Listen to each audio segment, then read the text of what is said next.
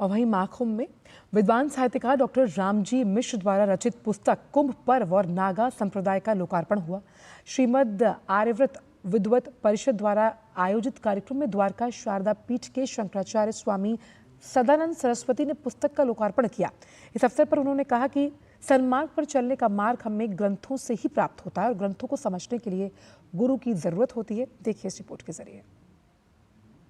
महाकुंभ की परंपरा भारतीय संस्कृति की धार्मिक, आध्यात्मिक और सांस्कृतिक विरासत से सिंचित है, जिसके संरक्षण के लिए संत समाज, पीठ, मठ, संप्रदाय आदि के माध्यम से निरंतर प्रयास कर रहा है। 22 जनवरी को श्रीमद आर्यवर्त विद्वत परिषद के तत्वावधान में प्रयाग स्थित द्वारिका शारदा पीठ शंकराचार्य शिविर में विद्वान साहित्यकार डॉक्टर रामजी मिश्र द्वारा रचित पुस्तक कुंभ पर्व और नागा संप्रदाय का लोकार्पण किया गया।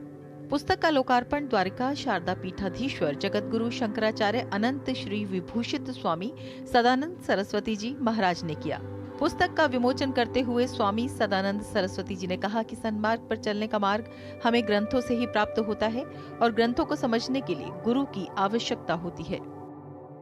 सुख और दुख, पुण्य और पाप, धर्म और अधर्म, अधर्म का त्याग करना है, धर्म का पालन करना है, पाप का त्याग करना है, पुण्य का पालन, पुण्य जनकता कहाँ से प्राप्त हो उसका उपाय खोजना है।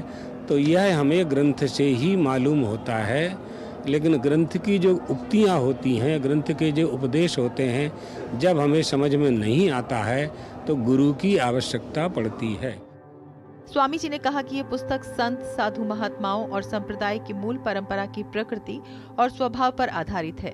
इस पुस्तक के माध्यम से नए साधु अपनी मूल परंपरा को समझ सकेंगे।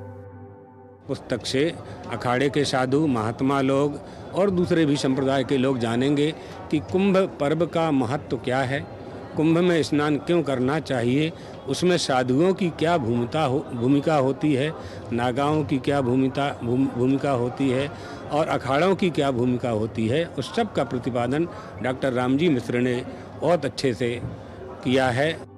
पुस्तक के लेखक डॉक्टर रामजी मिश्र